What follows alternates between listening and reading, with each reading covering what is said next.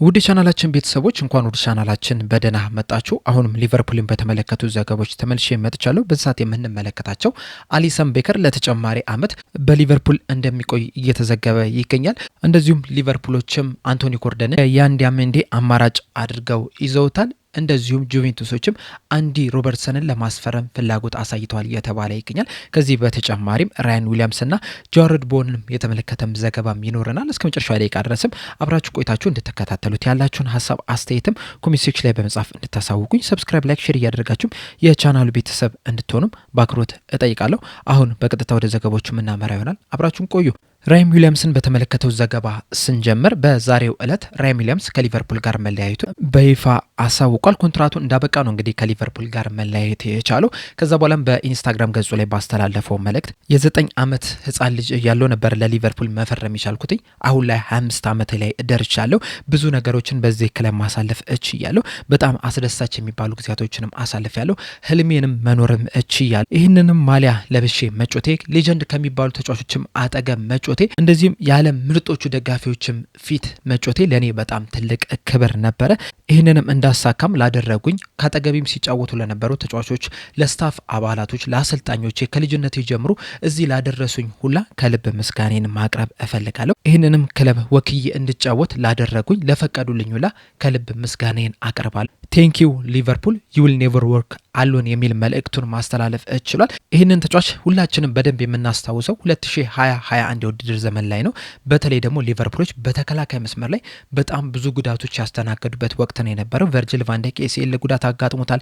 እንደዚሁም ደግሞ እነ ማቲፕ፣ ጆ ጎሜዝ ከነሱ በተጨማሪም እነ ፋቢኖ ሄንደርሰንም በተጎዱበት ሰዓት ከናት ፊሊፕስ ጋር በመሆን የተከላካይ ስፍራውን በጥምረት ሲመሩ መመልከት ይችለናል። ሊቨርፑሎችም በዛ የውድድር ዘመን የሻምፒዮንስ ሊግ ተሳታፊ እንዲሆንም የዚህ ተጫዋች አስተዋጽኦ በጣም ከፍተኛ የሚባል ነበር። በእርግጥ ከዛ የውድድር ዘመን በኋላ ላለፉት 5 ዓመታት ምንም አይነት ጨዋታ ለሊቨርፑል ማድረግ አልቻለም።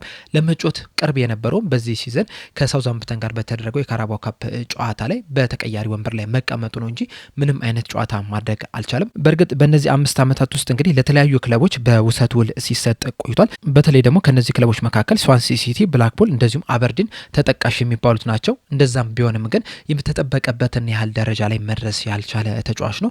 በዛ ምክንያትም ኮንትራቱን ማብቃቱን ተከትሎ ከሊቨርፑል ጋር በይፋ ተለያይቷል። በመቀጠልም ጃሬድ ቦወን የሰጠውን አስተያየት ስንመለከት ሊቨርፑሎች እንግዲህ ይህንን ተጫዋች የማስፈረም ፍላጎት እንዳላቸው ከዚህ ቀደም የወጡ የተለያዩ ዘገቦችን ስንመለከት ነበረ።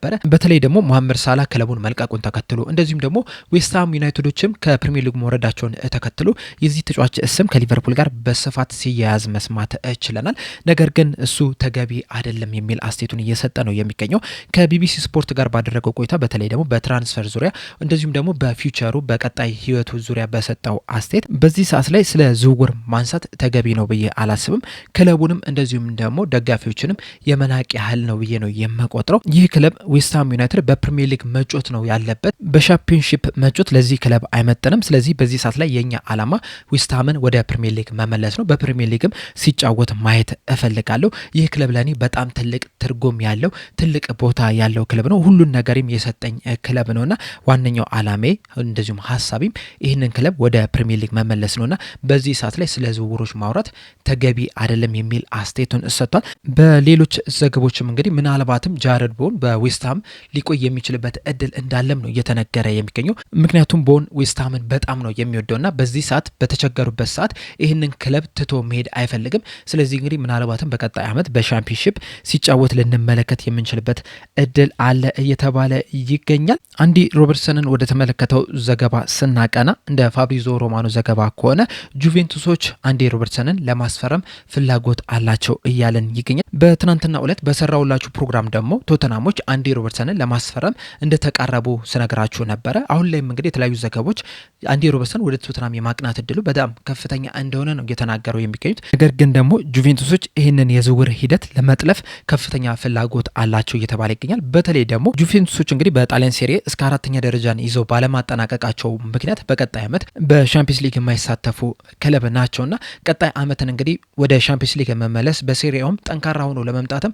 አንዲ ሮበርትሰን ጎርደንን ለማስፈረም ፍላጎት እንዳላቸው እየተነገረ ይገኛል። ይህንን ተጫዋች ያስፈርሙታል የሚለውን በቀጣይ የምንመለከት ይሆናል። ነገር ግን ደግሞ አንዲ ሮበርትሰን ሁላችንም እንደምናውቀው በጃንዋሪ ዝውውር መስኮት ወደ ቶተናም ለማቅናት ተቃርቦ ነበረ። ከቶተናሞች ጋርም እንግዲህ ከስምምነት ላይ ደርሶ ነበርና ምናልባትም አሁን ላይም ከቶተናሞች ጋር አንዳንድ ንግግሮችን አድርጓል ተብሎ ነው የሚጠበቀው። በዛ ምክንያት ወደ ጁቬንቱስ የሚሄድ እድሉ በጣም ጠባብ ነው ብዬ ነው የማስበው። ነገር ግን ወደ ጁቬንቱስም ቢሄድ ወደ ቶተናምም ቢሄድ ለሱ ሁለቱም ጥሩ አማራጭ ይሆናሉ ብዬ ነው የማስበው። ምክንያቱም ጁቬንቱስ በአውሮፓ ውስጥ ከሚገኙ ትልልቅ ክለቦች መካከል አንደኛው ነው። ቶተናምም እንደ ጁቬንቱስ ባይሆን እንኳን ራሱ በፕሪሚየር ሊግ ውስጥ ካሉ ትልልቅ ክለቦች መካከል አንደኛውና ተጠቃሹ ክለብ ነውና ወደ ሁለቱም ቢሄድ ለአንዲ ሮበርትሰን ይስማማል ብዬ አስባለሁ። ከዚህ በኋላ እንግዲህ የአንዲ ሮበርትሰን ምርጫ ነው ሊሆን የሚችለው። ወዴት ላቅና የሚለው ወዴት ይሻለኛል የሚለው እንግዲህ የሚወስነው እሱ ነው። አሁን ላይ ግን እንዳሉት መረጃዎች ዘገባ ከሆነ ወደ ቶተናም የማቅናት እድሉ ሰፊ ነው እየተባለ ይገኛል። እናንተ ግን ወዴት ቢሄድ ለሱ የተሻለ ይመስላችኋል? ወደ ጁቬንቱስ ወይስ ወደ ቶተናም? መልሳችሁ እንዳለ ኮሜንት ሴክሽን ላይ በመጻፍ አሳውቁኝ። አንቶኒ ጎርደንን ወደ ተመለከተው ዘገባ ስናቀና በዚህ ተጫዋች ዙሪያ እንግዲህ ሰሞኑን የተለያዩ ዘገቦችን እየሰማን ነው የምንገኘው። እንደ ፋብሪዞ ሮማኖ ዘገባ ከሆነ ሊቨርፑሎች በዚህ ሰዓት ላይ የአንዲ አሜንዲንና ብራድሊ ባርኮላን ነው ለማስፈረም ፍላጎት ያሳዩት እንጂ አንቶኒ ጎርደንን ከዝርዝራቸው ውስጥ የለም እያለን ነው የሚገኘው።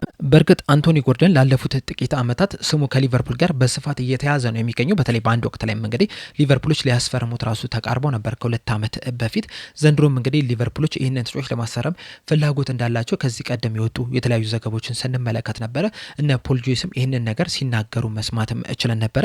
ነገር ግን ፋብሪዞ ሮማኖ በዚህ ሰዓት ላይ ሊቨርፑሎች ትኩረታቸውን ያደረጉት በያንዲ አሜንዲና በብራድሊ ባርኮላ ላይ ብቻ ነው እያለን ይገኛል። ነገር ግን ደግሞ ጎል.ኮም ይዞት በወጣው ዘገባ መሰረት ደግሞ ሊቨርፑሎች አንቶኒ ጎርደንን የያንዲ አሜንዲ አማራጭ አድርገው ይዞታል እያለን ነው የሚገኙት። ከፋብሪዞ ሮማኖ ጋር በአንድ ነገር ተስማምተዋል። እሱም ደግሞ ምንድነው ሊቨርፑሎች ቅድሚያ ተመራጭ ያደረጉት ያንዲ አሜንዲ ነው። ነገር ግን የያንዲ አሜንዲ ዝውውር ሂደት ባይሳካ ግን ሊቨርፑሎች እንደ አማራጭ አድርገው ሌላኛው የያዙት ተጫዋች አንቶኒ ጎርደን እንደሆነ ነው ጎል.ኮም እየተናገረ የሚገኘው። ይህ ተጫዋች እንግዲህ በዚህ ሲዝን ኒውካስል ዩናይትድ ጥሩ የሚባል እንቅስቃሴን ማድረግ የቻለ ተጫዋች ነው። በአጠቃላይ 46 ጨዋታዎችን ማድረግ ሲችል 17 ግቦችንና 5 አሲስቶችን ማስመዝገብ ችሏል።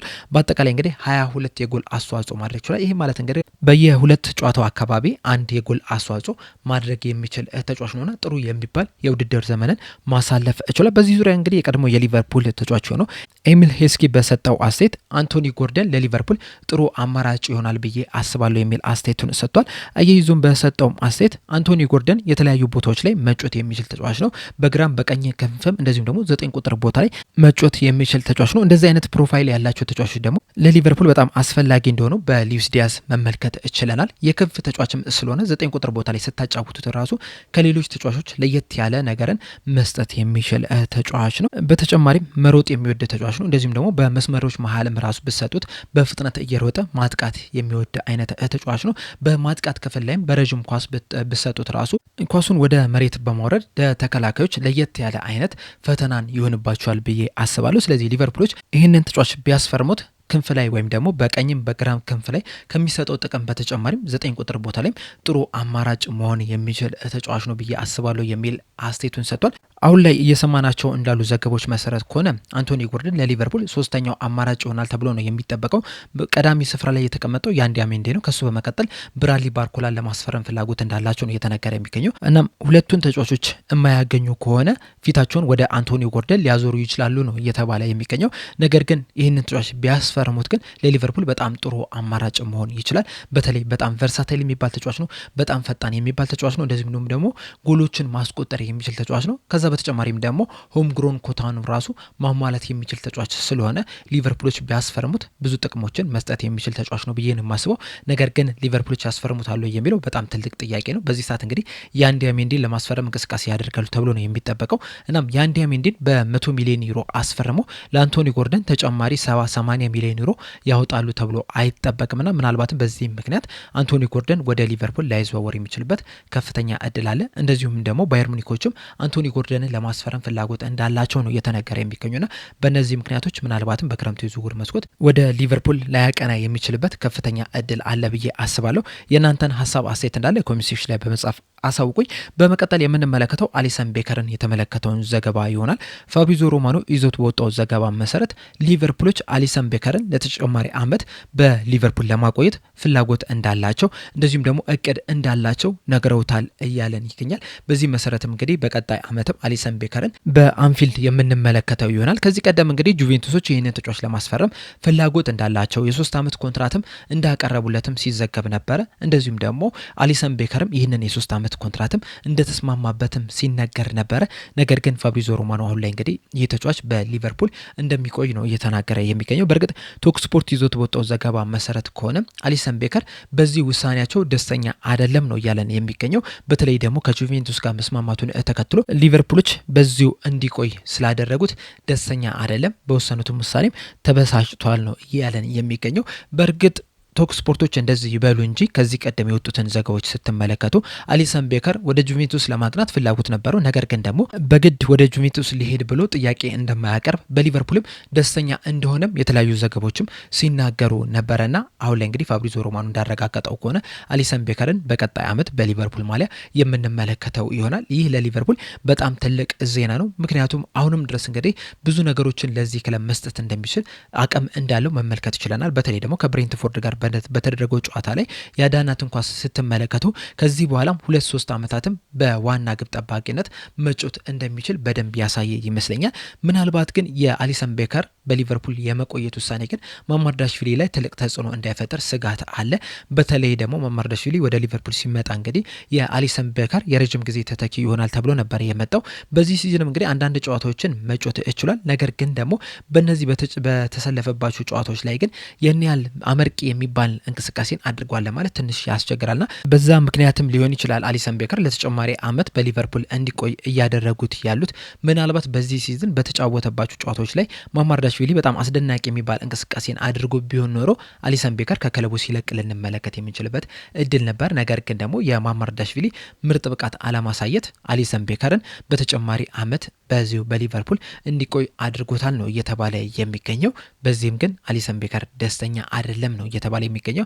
ነገር ግን ይህንን ቶክ ስፖርት ይዞት የወጣውን ዘገባ ግን ሙሉ ለሙሉ ለማመን ትንሽ ያስቸግራል። ምክንያቱም አሊሰን ቤከር ሊቨርፑልን ምን ያህል እንደሚወድ ስለምናቅ በቀጣይ ዓመት መቆየቱ ያን ያህል ያበሳጫል ብዬ አላስብም። ለሊቨርፑል ግን በጣም ትልቅ ዜና ነው። እናንተስ በዚህ ዙሪያ ያላችሁ ሀሳብ አስተያየት ምንድን ነው? ኮሜንት ሴክሽን ላይ በመጻፍ አሳውቁኝ። ለአሁን ግን እኔ እዚህ ላይ አበቃው። እስከ መጨረሻ ደቂቃ ድረስ ስለተከታተላችሁን ከልብ አመሰግናለሁ። በቀጣይ በሌላ እስከምንገናኝ ድረስ ሰብስክራይብ፣ ላይክ፣ ሼር ማድረግ እንዳትረሱ። ቸር ያቆየን።